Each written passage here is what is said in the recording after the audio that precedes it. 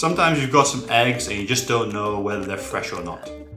Now it's kind of impossible to look at an egg and know if it's fresh, even though most grocery stores these days do print the date on them just like so, but sometimes these dates get rubbed off because of some other reason that we just don't know. Now in that kind of case, what do you do to figure out if an egg is fresh or not? Well, here's a simple trick.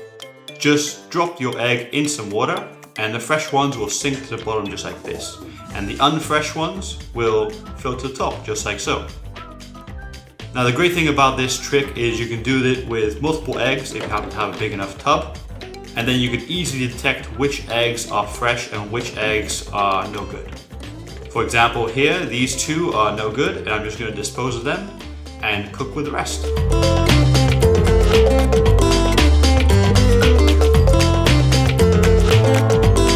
Alright, here's a trick how to peel some ginger. Normally use a gadget like this or another gadget like this. But for this we're going to use a simple and humble spoon like so.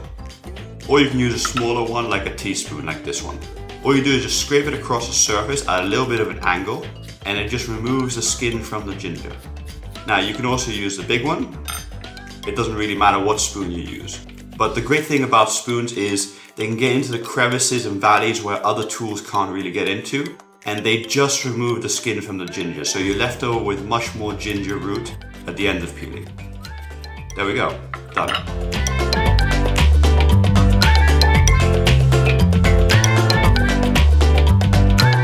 Alright, this here is the easiest mayonnaise recipe in the world. Add 2 egg yolks, one broke sadly there. And then you want to add half a teaspoon of mustard, just like so. Followed by 2 tablespoons of freshly squeezed lemon juice. And then 1 tablespoon of water. This is very important. This is the key here to make the blender mayonnaise. Then you want to add half a teaspoon of flaked salt, just like so. That was smoked flake salt. And then you want to follow that with 240 milliliters of canola oil. Now you can use any other kind of oil and you'll get different flavors of mayonnaise, but this is a very good oil to use for mayo. Once you've done that, then you want to take your hand blender and place it in. Now I like to put it in at an angle so there's no air pocket. And then you press it against your egg yolks at the bottom and start it. Now this is very important, don't pull it up until it starts to become mayo and then slowly pull it up so that it can make the mayonnaise.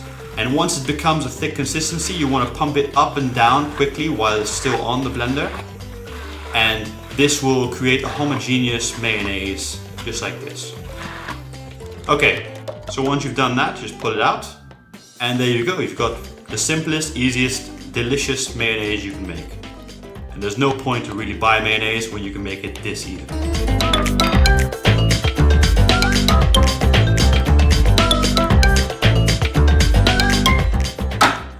Cutting boards are great for cutting, but sometimes they can slip and slide and move. Now this can be very dangerous when you're using a big sharp knife like this. If it moves at the wrong moment, you could cut yourself. A very simple solution that I found for this is I went to IKEA and bought this special roll they have.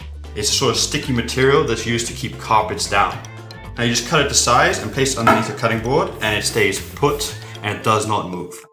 Now if you don't want to go to IKEA and get this, or you don't want to spend the very small amount of money to get this, then I got another solution for you. Just take some water and a paper towel. Just put it in there, then remove most of the water, and then just unravel that. Okay. Place it down on your surface, place the cutting board on top, press down, and then it does not move. Now I do recommend the other material from IKEA, but if you can't get this, the other system is a very cheap and easy solution that you can use to keep your cutting board in place. Okay.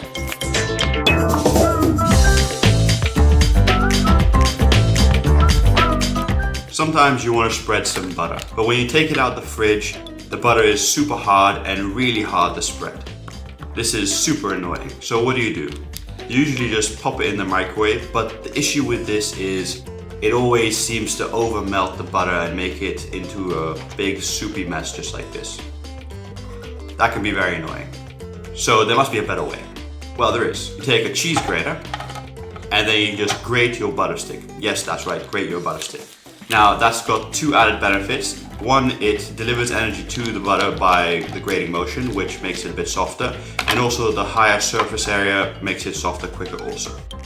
Lastly, it's in this funny, interesting spaghetti-like consistency, which now is super spreadable, so you can just spread it on whatever you want, and you have nice soft butter. Success!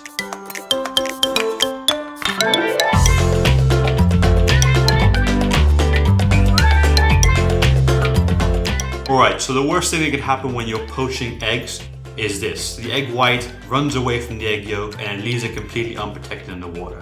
And then it just comes out all weird, like flat, and the egg yolk is completely overcooked. Now here's a very simple trick to make perfect poached eggs every single time. Take a little bit of cling film, place it into a bowl just like this, then crack your egg and drop it in just like so. Then pick up the sides of the cling film and just wrap it round tightly, trying to remove as much air as you can away from the egg. Once you've done that, then you just want to take a little piece of string, like this, wrap it round, and then tie one tight knot, just like this. Okay, once you've done that, just remove any excess cling film that's not necessary.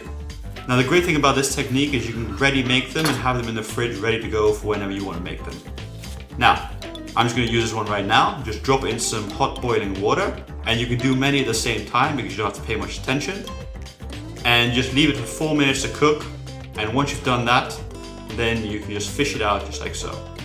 I recommend you let it cool down a little bit before you unwrap it, and once it's cooled down, just untie the knot just like this. And then unravel the cling film very gently, just like so. And then you've got a perfectly poached egg that you can use with your eggs benedict or salad or whatever you want.